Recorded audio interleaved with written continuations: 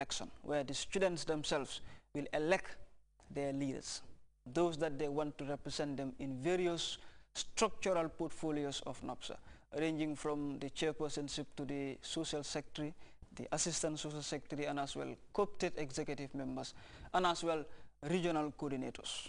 The election is done by the students themselves, countrywide, respective of the grade that you are. How many members from your executive? 26. Oh, what a big executive. It's a big executive. Really? 26? 26 executive. We have a 10-man executive. Ah. We have co-opted executives and as well regional coordinators. They all form a cohort of the executive structure of NAPSA. 26 of them? 26. What a difficult meeting you normally have. Not actually. 26 people? Not actually. Yeah, 26. How often does the executive meet? Tuesdays, every Tuesday.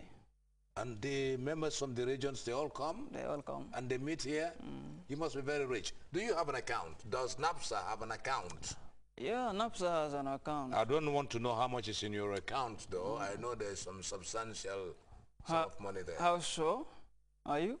My friend, you have a farm. Yes. And you sell the proceeds of your farm. Yes. My friend, then you must have some money. Of course, we do have. We do have a little. Now, do you help your less fortunate students with the money you have? That is part of the cause in which we exist. We've been doing that in series of activities. We have people that are vulnerable with regards to disaster, fire outbreaks. When we realize they're students and we are communicated to in that particular region by the regional coordinator, we get into the family of that particular student to give him something. We give scholarship as well, and we as well lobby for scholarship for students. We do all that. We do. This year you're going to celebrate your 11th anniversary. 11th, yeah. Big time, huh? It's going to be after, oh, it's inside the Ramadan. It's inside the Ramadan. Ramadan. A bit unfortunate, though.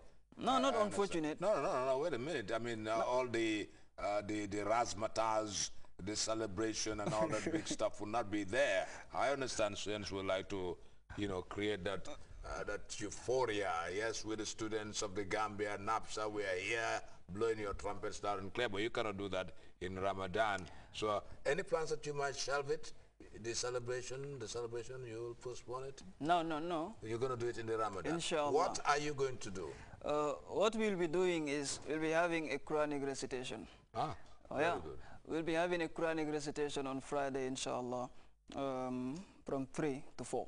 And afterwards, there is going to be deliberations, you know, made by, on the team religion in relation to education, by Dr. Omar Jah, the Deputy Vice Chancellor of the University of the Gambia. We'll have something, a team premise on girls in relation to education by Aja Maimuna Savage.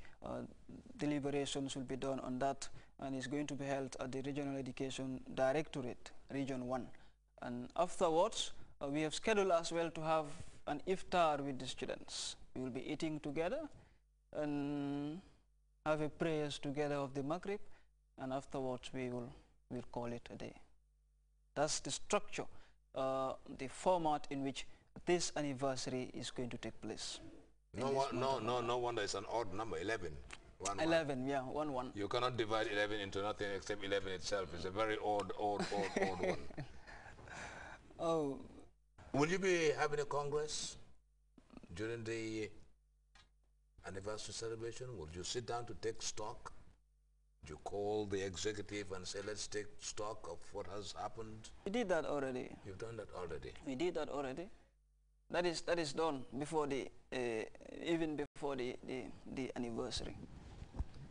How are the girls in NAPSA complementing, how do you complement each other, the gender parity in NAPSA? How is the chemistry working? It's very fine.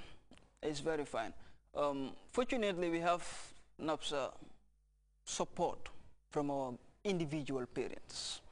So it is not a problem about this is a girl, you cannot do this or the other. We have portfolio, social, the deputy. We have almost is a balance in the executive. Fortunately, the 10-man structure of NAPSA, for this executive is balanced. We have 5 males and 5 females.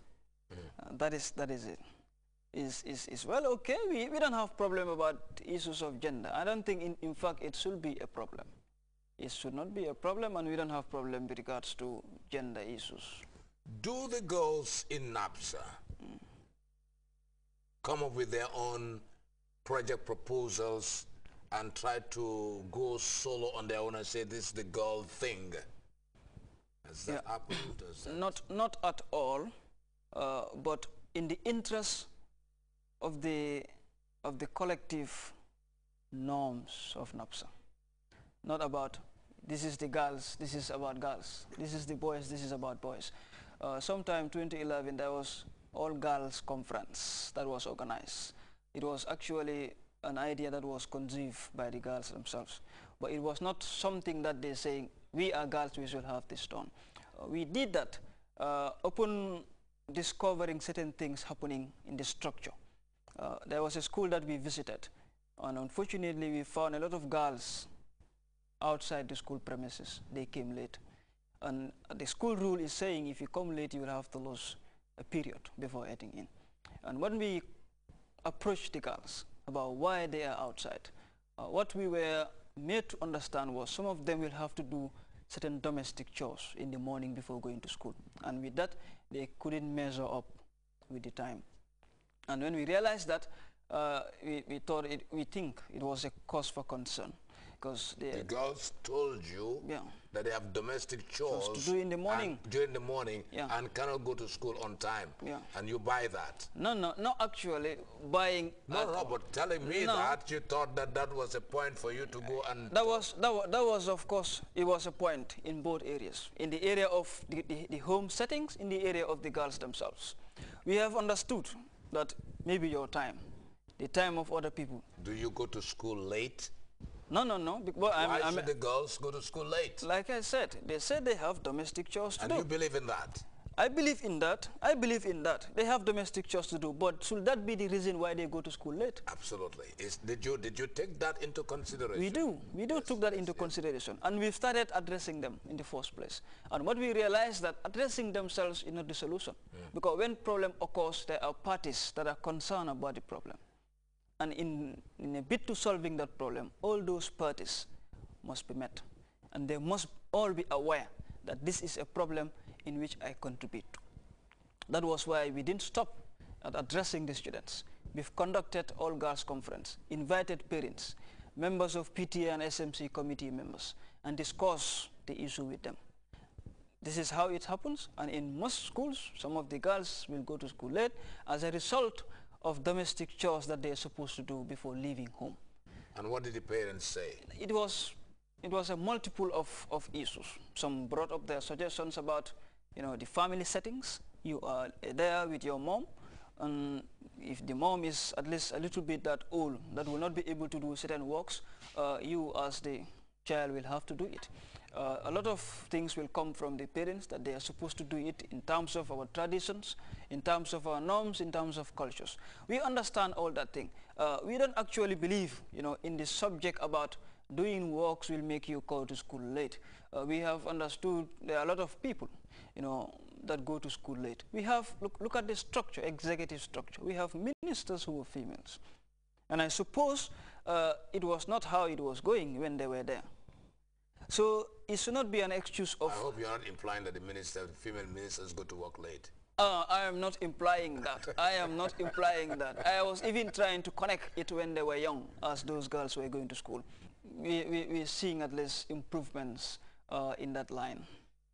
National Patriotic Students Association, I'm sure the president have his heart with you, of course, because he is very, very much into helping students. You know the amount of students that are outside the Gambia studying. Very well, very well. There's so much. Very well.